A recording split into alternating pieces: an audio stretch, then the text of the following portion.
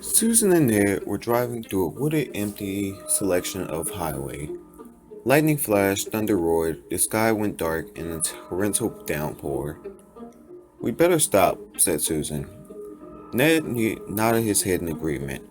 He stepped on the brake, and suddenly the car started to slide on the slick pavement. They plunged off the road and slid to a halt at the bottom of an incline. Pale and shaking, Ned quickly turned to check if Susan was all right. When she nodded, Ned relaxed and looked through the rain-soaked windows. "We want to see how bad it is," he told Susan. When went out into the storm, she saw his blurry figure in the headlight, walking around the front of the car. A moment later, he jumped in beside her, soaking wet. "The car is not that badly damaged, but we're wheel deep in mud," he said. "I'm going to have to go for help."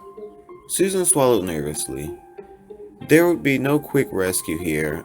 He told her to turn off the headlights and lock the doors until he returned.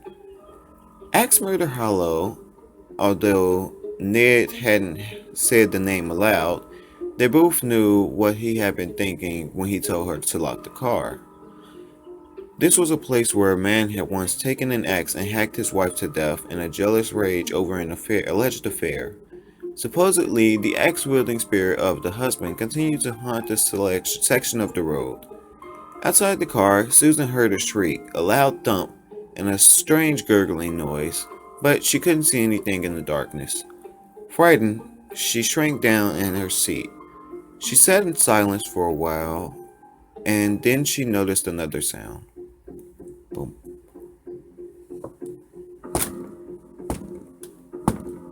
It was a soft sound, something like something being blown by the wind. Suddenly, the car was illuminated by a bright light.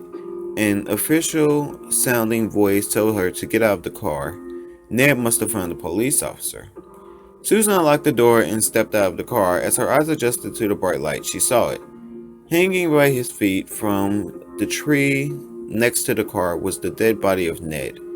His bloody throat had been cut so deeply that he was nearly decapitated.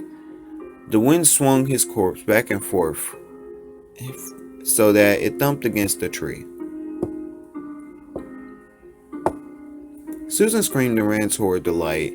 As she drew close, she realized the light was not coming from a flashlight. Standing there was the glowing figure of a man with a smile on his face and a large, solid, and definitely real axe in his hands. She backed away from the glowing figure until she bumped into the car. "Playing around with the when my back was turned," the ghost whispered, stroking the sharp blade of his axe with his fingers. "You've been very naughty."